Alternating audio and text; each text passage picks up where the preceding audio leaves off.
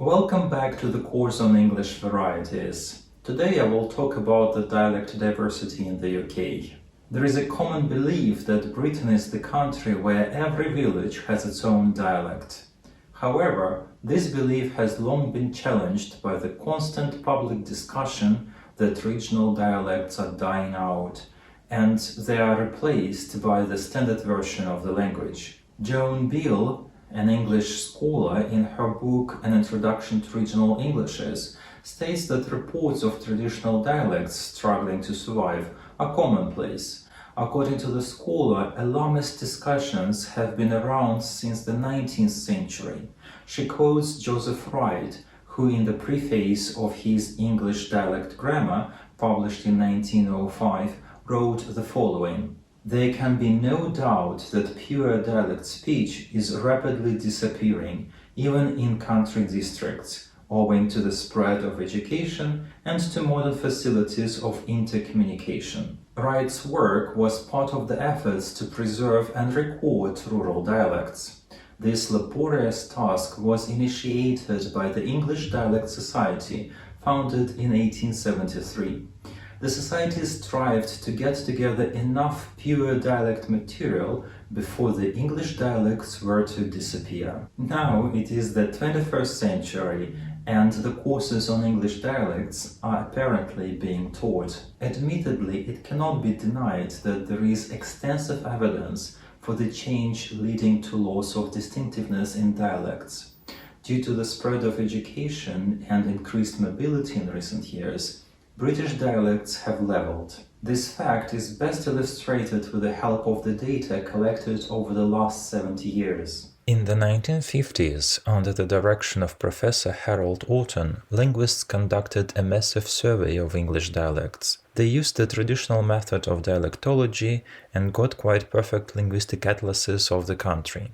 On the slide you can see the example of the questions they asked people in England and Wales.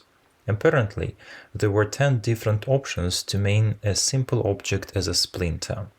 However, things have changed dramatically since the 1950s. In 2016, Cambridge University created an accent app which aimed at repeating the research conducted 70 years ago.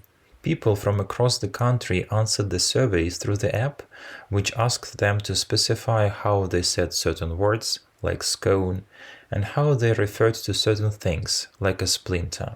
The accent data was gathered from 30,000 users, and the results were quite shocking. The researchers found that more people speak with accents similar to those in London or Southeast England than they did 70 years ago. Now you see that there are only 2 options to name a simple object as a splinter, which is a dominant in the territory of Great Britain, and it is yellow on the slide. Dr. Adrian Lehman, a Cambridge researcher who worked on the 2016 project, concluded, "When it comes to language change in England, our results confirm that there is a clear pattern of leveling towards the English of the Southeast. More and more people are pronouncing words in the same way as people from London and Southeast do." Does the tendency for the English dialects to level off mean that they are dying out and disappearing?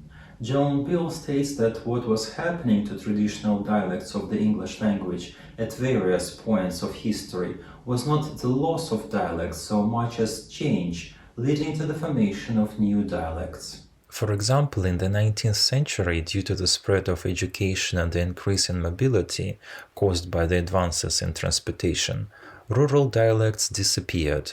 Nevertheless, new urban dialects were formed, such as Scouse in Liverpool, Geordie in Newcastle, Brahmi in Birmingham, and Manx in Manchester. Now, in the 21st century, these dialects are considered to be under threat from precisely the same leveling influences that created them in the first place. According to Peter Trudgell's hypothesis, leveling will lead not to the spread of Standard English and RP, or even not to the hegemony of one variety such as Estuary English, but to a number of supralocal varieties based on the urban varieties of dominant centers, such as Newcastle, Manchester, Birmingham, Norwich, London, etc. It is hard to predict what features these new dialects are going to have. Some of the features have successfully resisted the forces of standardization. A good example of such features is the use of the objective pronoun as part of a compound subject, as in the sentence, "Me and me dad was going to work." The use of the objective pronoun me instead of the subject and the possessive pronouns, as well as the singular form of the verb for the compound subjects, are quite common features of Scottish and Northern Englishes, despite the continuing stigmatization and pressure from the current English of the schools. So, the current scientific data reveal that regional differences between the dialects are becoming less distinct. Nevertheless, it's possible to single out some dialect regions in the UK. Traditionally, scholars point out the following dialect groups: Southern, Northern, Midland, and so-called Celtic-influenced dialects. Let's consider the features and most common representatives of each dialect group. In general, while dividing the country into dialect areas, scholars often utilize only phonological criteria. One reason for this is that even though educated speakers of England, at least on more formal occasions, tend to use standard English grammar and vocabulary for the most part, features of regional accent tend to be retained. That is why phonological features provide a much more robust and reliable set of clues than those of regional syntax, morphology, and lexis. Hence, linguists use a set of isoglosses to divide the country into dialect areas. I'd like to remind you that an isogloss is a line on the map of a country that marks the division between two areas where different variants are used. To keep things relatively simple, I'm going to talk about two isoglosses that divide the territory of England into two large parts, Northern and Southern. The first isogloss is known as the trap-bath split. Learners of English should make sure that they differentiate the vowels in words like gather and father, since these words contain trap and bath vowels respectively. However, there are many words like ask, after, answer, class that demonstrate some regional variation. Traditionally, speakers of the Southern English dialect pronounce these words with the bath vowel, while speakers of Northern English pronounce these words with the trap vowel, ask, after, answer, class. Thus, the Southern English dialect has a bath-trap split, and the Northern English dialects does not.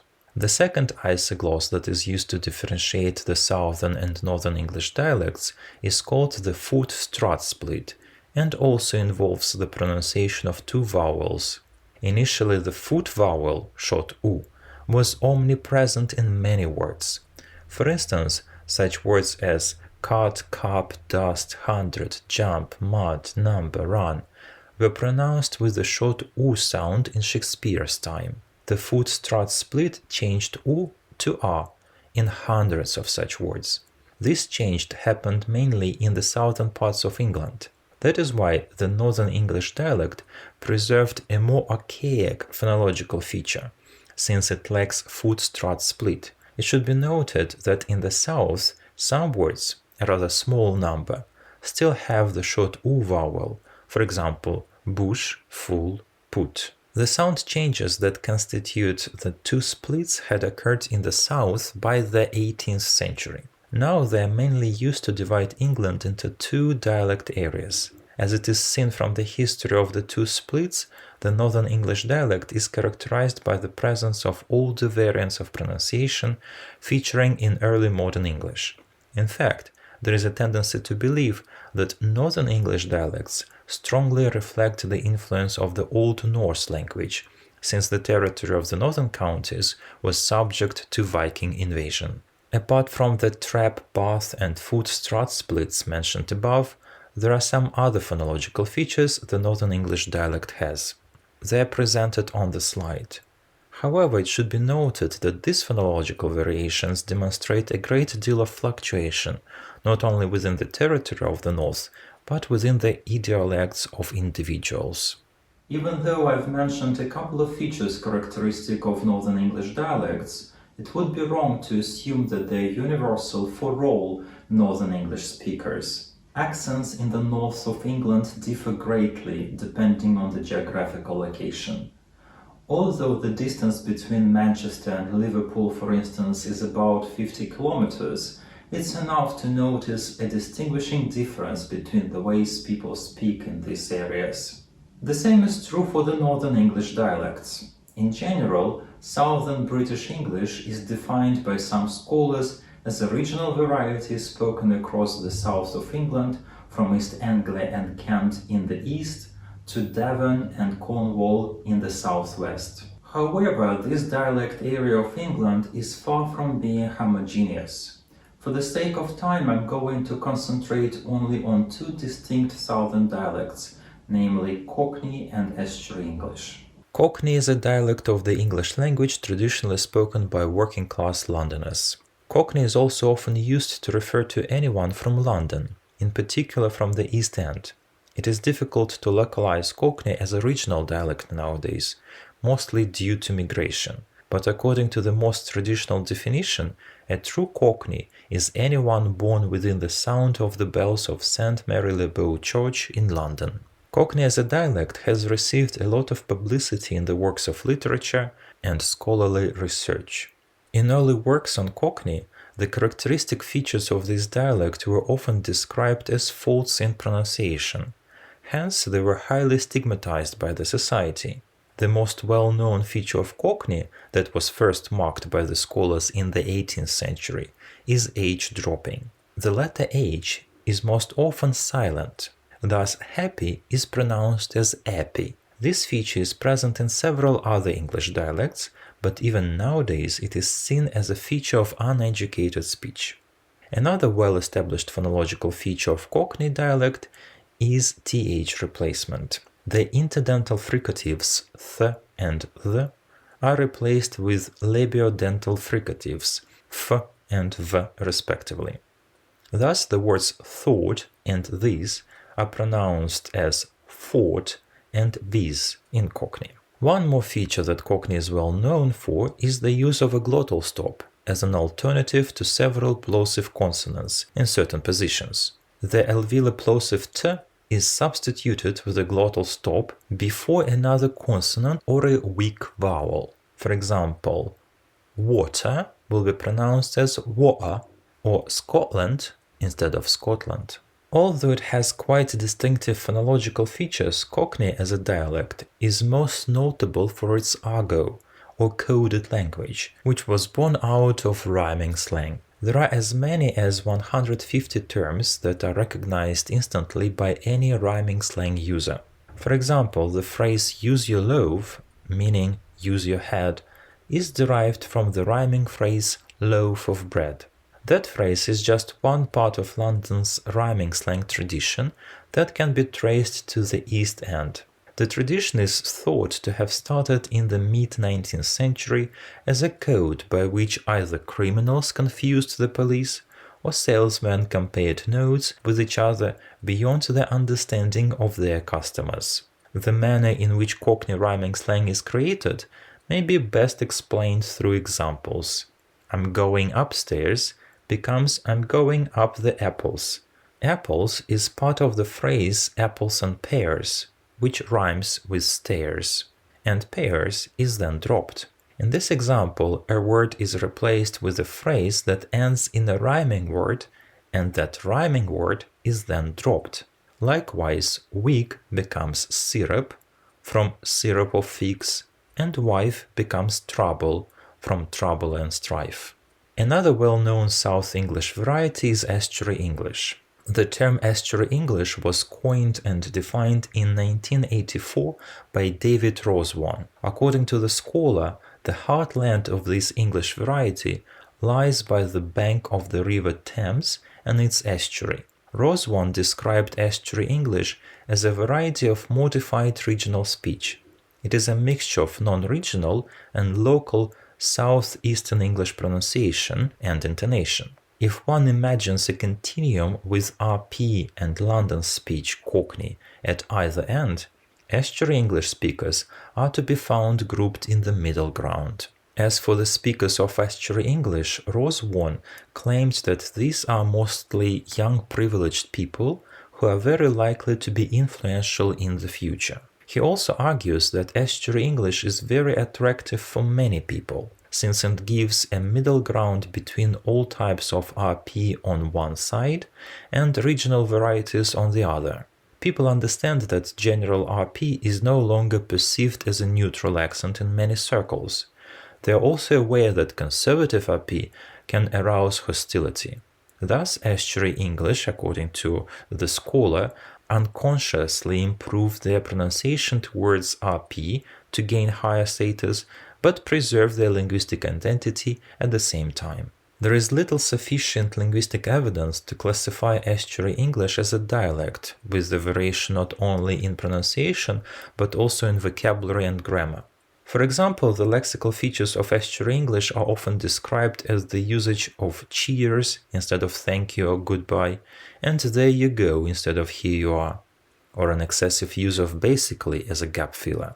However, the trouble with these supposed lexical features of Estuary English is that many of them are by no means restricted to those who might be called speakers of Estuary English. These lexical features can be treated as a mere stylistic variation within Standard English, influenced by American English. The same is fair to say about the grammatical features that some scholars identify. Thus, Estuary English, in my view, should be properly defined as an accent, but not as a dialect of the English language. The salient phonological features of Estuary English are as follows. First of all, it is L vocalization. The alveolar lateral L is pronounced as U or W in final position or in a final consonant cluster. For example, hill instead of hill. Glottalization is another feature. T is replaced with a glottal stop, but not as often as in Cockney speech, usually only at the end of a word or before a consonant. Another feature is yaw dropping. It means that the pronunciation of the sonorant y is omitted after the first consonant in words like news instead of news. Happy tensing is another salient feature of Estuary English. A sound closer to the tense long e than to the short e is used, especially in the final position, in words like happy, which is pronounced like happy by Estuary English speakers. And finally, yod claisance is another feature. The consonant cluster t-y is pronounced as an affricate chew in words like tune, tune, Tuesday, Tuesday. The third group of dialects traditionally distinguished in England is spoken in the English Midlands. This central area of the country includes such big cities as Birmingham, Coventry, Nottingham, and Derby. The Midlands dialects usually refer to two large varieties, the East Midlands English and the West Midlands English. Comparing with other English dialects, there have been fewer studies investigating features of Midland English. For the sake of time, I'm going to mention only a couple of interesting to my mind grammatical features of Midland English dialects. One of them is the way in which plural nouns are sometimes marked with an ending en, such as hausen for houses. This feature is believed to be in the use among older speakers. However, more recent research shows that this feature has died out because of standardization and the spread of education. The ending en dates back to the Middle English period, when such a feature was widely in use across England. In the same way, the particle a appears in phrases like I ain't a-going to complain to mark the continuous aspect. This feature can be traced right back to Old English. Finally, I get to speak about so-called Celtic influenced dialects. They are the three English dialects spoken in Wales, Scotland, and Ireland. The fact is that English is not the only language spoken within the borders of the UK.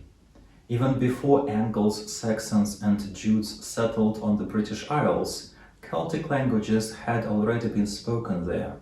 Nowadays, there are three Celtic languages that survived over the years. They are Welsh, Scottish Gaelic, and Irish. As one can guess from their names, these languages are native to Wales, Scotland, and Ireland. However, English had been recognized as the only official language in these countries for many years. Though it weakened them, Celtic languages did not disappear completely. Besides, they influenced the English language spoken in those territories. In my today's talk, I'll focus on one Celtic-influenced variety of English, namely Scottish English. The type of English spoken in Scotland is more difficult to define than elsewhere in the UK. From the time of the Union of Parliaments in 1707, the official written language of Scotland became aligned with that of England. As such, Standard English has been used as the language of religion, education and government, and so it became the socially prestigious form adopted for the aspiring middle classes. Unlike in England, however, Standard English continued to be spoken with a variety of local accents. RP, the regionally non-specific accent of the upper middle classes of England, has a negligible presence in Scotland, unlike Wales, for example, where it retains a certain degree of prestige in some areas. This means that even the most socially prestigious forms of English spoken in Scotland contain elements that are characteristically Scottish. The variety of speech we might recognize as educated Scottish English contains the occasional word out with for outside, or grammatical structure I've not heard for I haven't heard, that is distinctively Scottish. Perhaps the most noticeable phonological feature of Scottish English is that it is rhotic, and that r is realized as a strong tap. Another unique Scottish sound is h, pronounced in a small number of specifically Scottish words, for example loch and och. Scottish English is h-pronouncing and lacks the light version of the phoneme l. The final t is often glottalized. The vowels in Scottish English are quite dissimilar in their patterning from other kinds of English. The main difference is connected with the vowel length and does not play the same significant role differentiating words as it does in RP, for instance. It is difficult to say which of the listed above phonological peculiarities exist due to the influence of Scottish Gaelic. Most scholars tend to agree that such influences are quite minor. A strong impact on Scottish Standard English has been caused by Scots, a regional language descendant from Old English. Some people speak both English and Scots. Moreover, they occasionally switch from one language into the other, mixing the features of both. Therefore, the linguistic situation in Scotland is often presented as a bipolar continuum with Broad Scots at one end and Scottish Standard English at the other. As you see, the linguistic situation in Scotland is more complex than in any other UK countries, because there is one more language spoken there apart from English and Scottish Gaelic, that is Scots. Its influence on Scottish English is visible not only at the phonological level, but also at the level of vocabulary. All in all, in this talk I've concentrated on some dialect areas of England and the UK. Some linguists, however, would claim that it is not really possible to say where one dialect ends and another starts. They melt into each other geographically as there are transitional zones where speakers may use one features of one dialect 1 minute and more features of another dialect the next. Thus, it seems impossible to draw entirely satisfactory lines around a geographical area to say that people speak a certain variety there. On the other hand, some dialectologists rely on isoglosses to mark a dialect boundary. Ideally, a dialectologist would find a bundle of isoglosses where several features of the language varieties diverge. But it's quite rare. So the whole notion that there are distinct dialect areas becomes problematic, especially if one bears in mind the tendency for the UK dialects to level off. However, perceptual dialectology, a branch of linguistics, suggests ways to speak of distinct dialect areas. It becomes clear that speakers themselves are willing and capable of expressing their opinions of what various dialects sound like and where they are located. The research in this field shows that speakers of a language tend to distinguish 3 big dialect areas of their countries. They are South, North, and Midland. Thus, applying the logic of many language users, I've described some features of the dialects spoken in the south, north, and Midlands of England. However, the linguistic situation on the British Isles is peculiar, since English is not the only language people use. Even before the Anglo-Saxon tribes settled in Great Britain, Celtic languages had been spoken on the islands. They had left their marks on the English dialects spoken in Wales, Scotland, and Ireland. That is why this lecture also describes some of the features of Scottish English, which is probably the most recognizable English dialect thanks to its phonology.